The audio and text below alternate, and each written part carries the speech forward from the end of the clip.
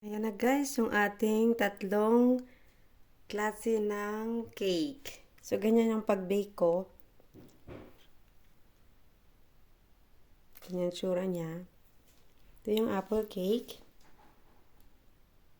Ito naman yung cherry cake. At ito naman yung ating Johannesburg cake. Parang the same lang sila ng kulay kasi naglagay ako doon.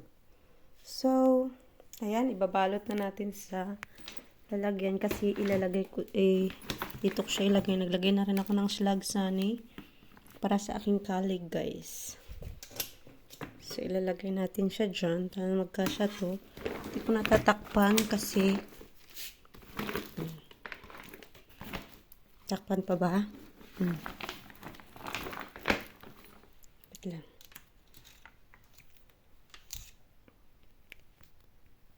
And sinapinan ko sa ilalim ng ganyan. Patong natin yung isa. At yung isa ulit. Isa itakip natin. Tapos tatakpan natin ito sa taas. Ng I think tela yung itatakip ko dyan. Okay? Yun lang guys. Salamat sa panonood. Bye guys.